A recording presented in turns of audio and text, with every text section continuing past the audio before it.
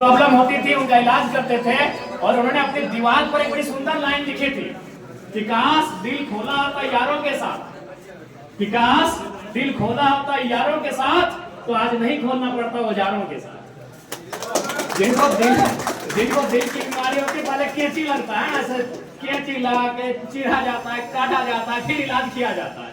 तो वही डॉक्टर साहब ने लिखा था कि काश तुमने अपना दिल खोल दिया होता यारों के साथ, तो ना खोलना पड़ता औजारों के साथ। तो ठीक है, आपकी दुनिया है, मोबाइल को भी चलाइए, 2 घंटा चलाइए, फेसबुक में भी सप्ताह में एक बार स्टोरी अपना पोस्ट को अपडेट कर दीजिए, इंस्टाग्राम को भी आप अपडेट कर दीजिए, रात के 8-9 बजे उसके गुड इवनिंग का मैसेज का भी इंतजार कर लीजिए।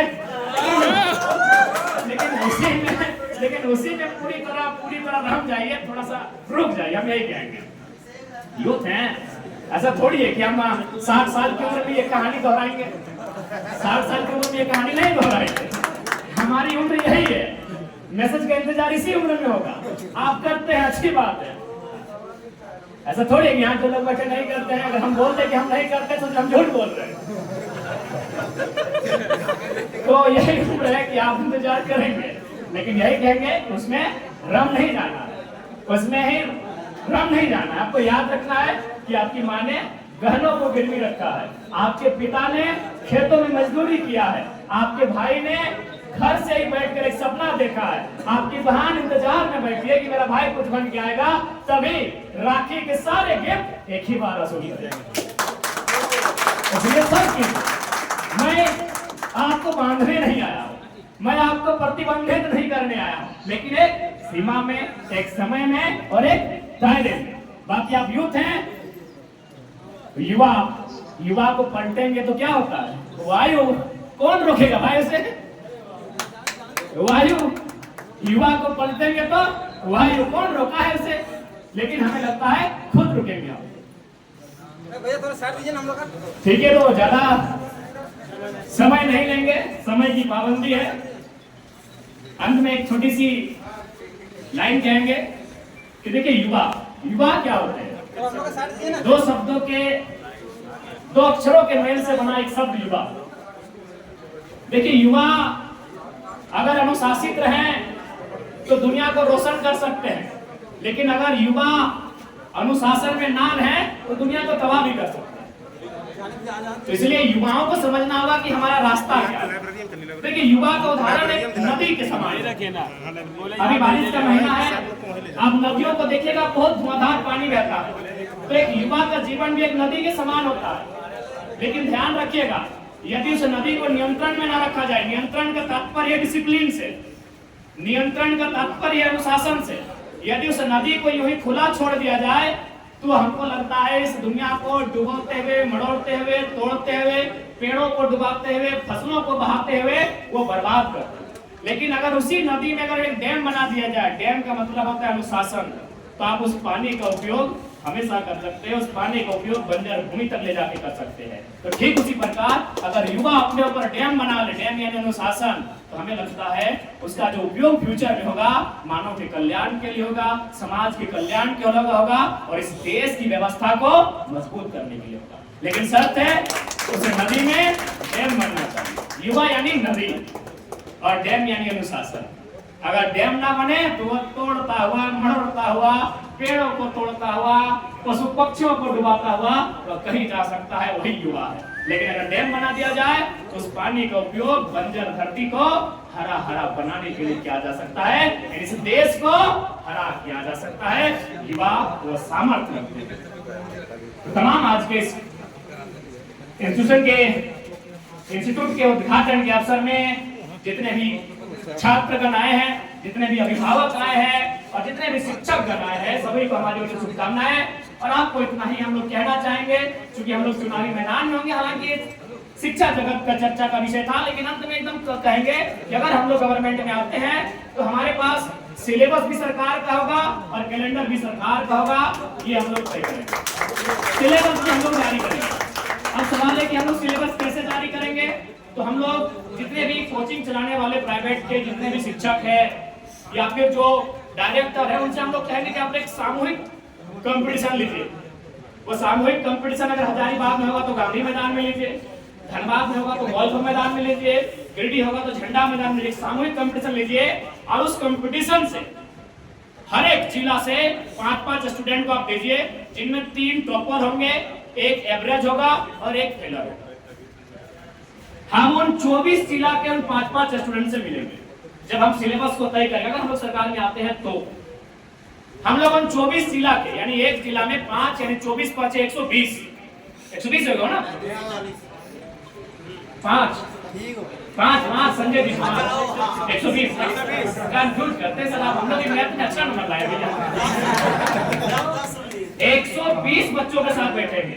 3 बच्चे कौन होंगे जो टॉप करेंगे, एक बच्चा होगा जो एवरेज मार्क्स लाएगा और एक बच्चा जो फेल कर जाएगा। हम देखिए वो भी हमारा ही स्टूडेंट है, हम उसके लिए भी ऐसा नहीं। हम देखिए टॉपर को दुनिया पूछती है।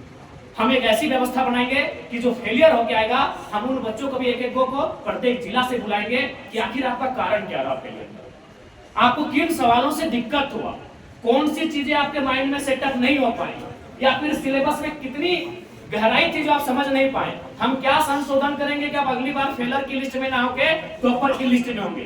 तो नो डाउट 5 बच्चे होंगे, टॉपर को दुनिया पूछती है, टॉप 3 को रखेंगे, एक एवरेज को रखेंगे और एक फेलियर बच्चे को रखेंगे। 120 बच्चों को बुलाएंगे, उनके साथ 4 घंटा 5 घंटा का डिस्कशन होगा। उसके बाद झारखंड सरकार खुद अपना सिलेबस तय करेगी। मार्केट में अगर कोई सिलेबस लेके आते हैं कोई मनाही नहीं है, लेकिन अंततः में जो भी सवाल होंगे सरकार का जो सिलेबस जारी होगा उसके अधीन होगा। क्योंकि हमारे पास सिलेबस नहीं होने के कारण क्या होता है, बहुत दुनिया, आप बताइए सिकंदर, आप बताइए माराडोना, आप बताइए ब्राजील का अमेजन जंगल कितना हटेगा इस खोपड़ी में भाई। अब बताइए जेटेट का सिलेबस, ऐसा लग रहा है जैसे जेटेट का ना हो के यूपीएससी का सिलेबस।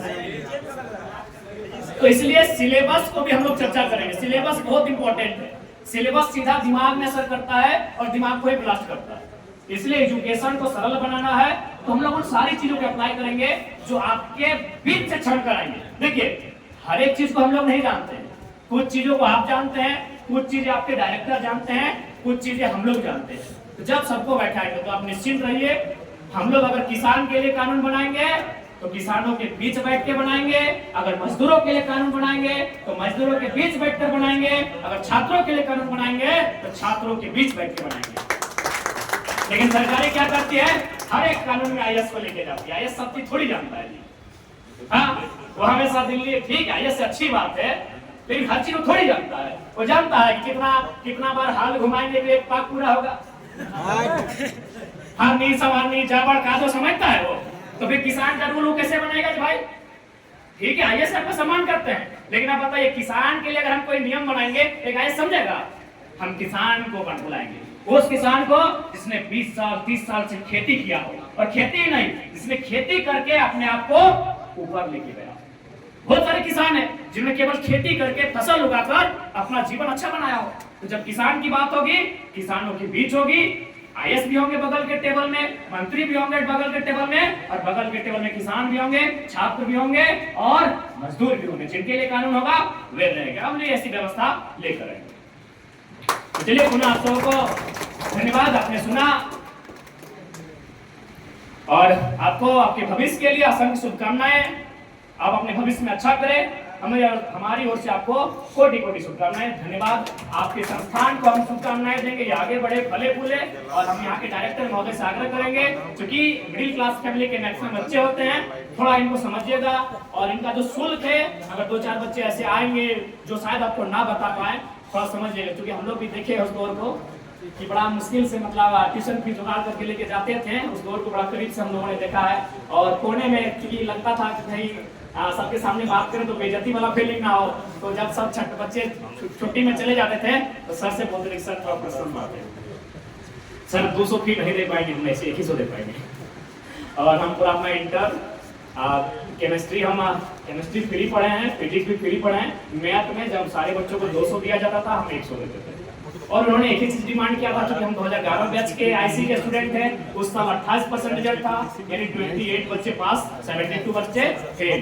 यहाँ तक कि कॉमर्स में 42% था और सबसे खराब की आर्ट्स का भी 47% रिजल्ट था। यानी हम झारखंड के इतिहास के सबसे खराब साल के स्टूडेंट थे।